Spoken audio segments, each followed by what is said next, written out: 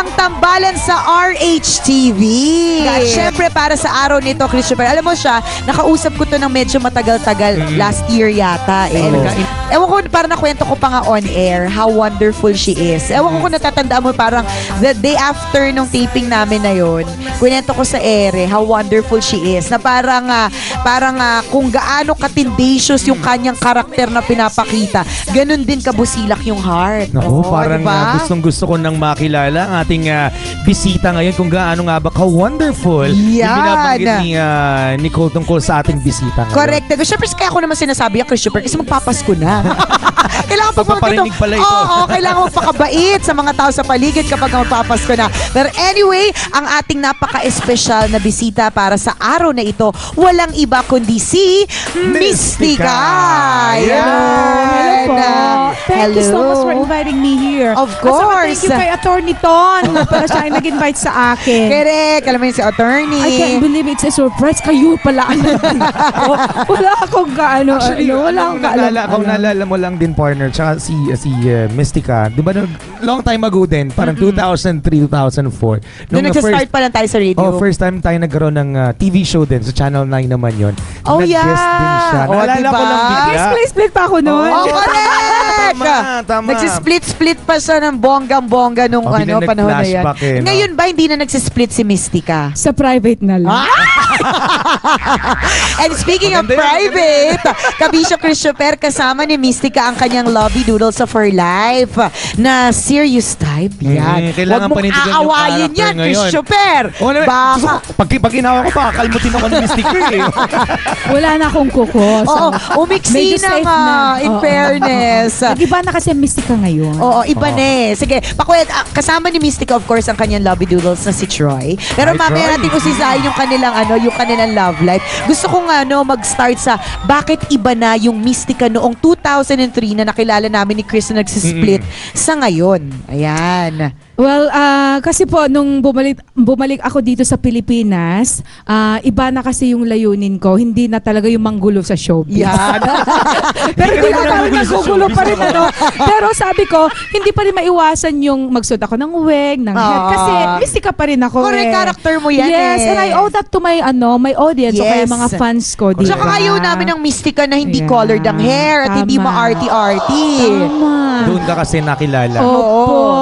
Pero yung sabi ko kasi na iba na, so nagpatayo po ako ng Mystica Charity Foundation. Diba? And then, naging managing director na rin po ako ng isang international na company which is Better Globe. Diba? So, I'm representing. Tama.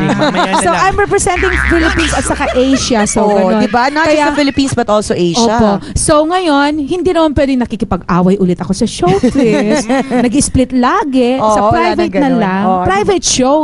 Gusto ko yan. Kayo naman, iba na sa utak nyo. Private event. Ayan, na talagang private functions. Yan, private function. Iba na sa utak nyo kung sinabi ng private. Kaya talaga. Hindi. Pag yung talaga special request, di ba, yung mga ganun, hindi pa rin nawawala yun. Pero in public, iba na yun. Kasi iba na yung pinoportray kong image. Ang tanong, what pushed you na portray ng bagong image? Ano yung parang nag-cause ng parang biglang pagbabago? Kasi po, di ba, I'm already 44. Hindi halata. Hindi halata. Pinoportray ko ngayon ni 23 kasi 22 siya. Pati ko na talaga nagsabi. That's time is two of his age, 22 and 44. Wow, galing mag-add. Mamaya natin pag-usapan yan. Ito mo sa inyong dalawa. 22, 44. Half my age, di ba?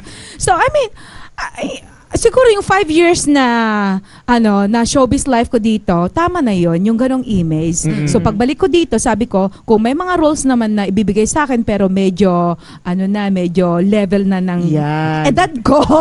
Mas para mature hindi naman nakakahiya sa mga apo ko, biro dalawa yung apo ko, di ba? Para at least kahit papano, bigyan naman nila ako ng respeto dahil may iba na kasi yung karespeto, di ba? Correct. Tama naman. Pero kahit naman, respeto ka pa rin. Kumbaga, naiintindihan naman ng tao na karakter character mo Ha? ng Ganun kalagayan. ba? Oy, Oo totoo naman. kaya? Oo. Tayo mga... Nire-respeto niyo pa rin ako kaya Oo nag-i-space naman. Oo naman, no? Tayo mga artist nagkakaintindihan. Tayong mga artist. Tayo lang, pero yung iba, diba? Hindi nila Iba yung naintindihan iniisip yun. nila. Yes. Correct. Every time mag-split kami, ibig sabihin Tama yun. po. Kaya mahirap na, diba? Kaya kailangan ibahin na rin natin yung ating pananaw sa buhay. And it's a good thing. It's a positive change, di Yes ba? po. Mm-mm. Ay, bongga. Nabanggit ni Mystica yung foundation. Ano yung foundation? Ano yung ginagawa nyo dito? Kasi yung Ito ba yung foundation foundation ng mga kalalakihan ba ito? Correct, kung foundation Ng po. mga Kasi bata? Ano? kung Mga bata, kalalakihan, mga matatanda, mga persons with disabilities, mga Ayan. rin po. At saka environmental. yan yung mga tinutulungan Yes. mo. Opo. Okay. So, hindi ko lahat masabi dito. So, kung puntahan nila ang mysticacharityfoundation.org para makita po nila. mysticacharityfoundation.org. Yun po. Ayun. Kita Try nila nyo pong kung anong i-visit yun mga details. kaibigan. Para malaman natin Kung ano yung mga karagdagang ginagawa ko. detalye. Yung sa Ayan. environmental, isa naman, ano yung... Okay, since ako rin po ang managing director ka nga, so kailangan din po na yung advocacy ko about environment, magtanim ng puno. We have to plant trees.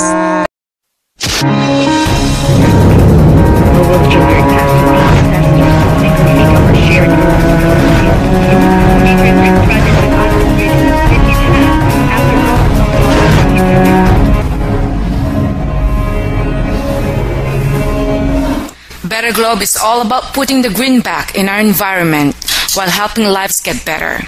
I would like to also explain a little bit what Better Globe Group is doing. There are several companies.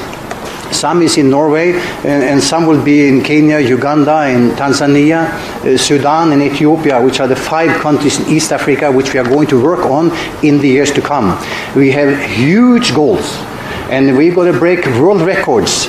Na tutafanya kazi na wao tupande hiyo 5 billion trees and even more, because that is a way to improve even the weather condition. Uplifting lives in the African continent through job generation, education, and overall countryside transformation. And all is because of one product, trees.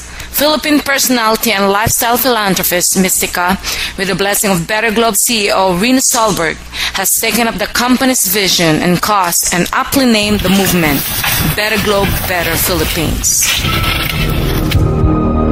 The Philippines figured itself in international news in what are known to be nature's worst disasters and humanity's greatest tragedies. The Ormoc flash flood of 1991, Ginsagon landslide of 2006, and Typhoon Ondoy flooding of 2009. All this had strong ecological roots. The Philippines not only needs to get itself out of the red and fight economic poverty, but into the green movement. The Better Globe, Better Philippines program is unique because it doesn't ask you to give away your money. It asks you to support, to plant trees and make a difference. By literally growing your money on trees, backed by both a solid financial model and solid forestry experts, you become a stakeholder, not just of the Philippines and Kenyan environment, but the many millions of lives that you can exponentially help in the next 15 years and beyond. But that is not all. Other specific beneficiaries for every 1,000 pesos donations goes to the Social Civic Anchor Club in the Philippines and even persons with disabilities. 2 countries, 1 goal. Reforestation for the most part has become an abstract motherhood and often unreal statement. This time the results can be quantifiable and the outcome can be planet-saving, life-changing, and so we start 1 country at a time for the next 15 years. It's going to be Kenya and the Philippines. It sounds ambitious, but as Better Globe's history dictates, it can be done. Better Globe, Better Philippines has 1 product, trees, and 1 goal, better lives. Be part now of the Green Revolution. Katuwa ka naman, Mystica, no? Sino mag-aakala na dating parang iniisip lang talaga ng ordinaryong tao, ang alam mo lang mag-split na mag-split. Correct. May magkakaroon pala na mas malalim na adhikain. At Correct. ngayon may mas malalim na pag-ibig. Wow! Kaya nga po sinasabi ko na nagbago ng Mystica or whatever, iniiwasan ko na yung controversy. Kaya lang, when it comes to pag-ibig naman, I thought na kailangan ipaglaban ko din. Kasi naging issue rin kasi ito sa boss ko. Mystica, you know I like you. We got you as a director here in the Philippines because You had a certain status, you were well known, but now I'm seeing on YouTube, I mean, there's pictures of you and this guy. Who is he? Where did you get him? Like out of the street and you're making a movie? This is not what you've been hired for. I need you to be focusing on Better Globe. This needs to stop. Well, as you know already, I'm still in the show business, okay? I managed to do my work being the managing director here in the Philippines and Asia. I've done a great job, especially in marketing and everything like that. I mean, as far as I'm concerned, I'm still very fresh in the showbiz industry here in the Philippines, and I'm still well known for the mystica, not the businesswoman. So I wanted to go back to show business, doing all this stuff. You know, that's the reason why we had the pageants and everything. And I thought you were okay with that. And all of a sudden, you tried to stop me also, you know, because you said that you didn't want to associate Better Globe with my pageant. Look, Miss Philippines or Miss World or Miss Universe, what is their advocacy? It's all about humanitarian. It's all about helping the poor, helping the kids and stuff. So this is just like any other advocacy. Just let me continue my job because this is still a part of me. Even though if you say no, because this is my movie, this is my life story.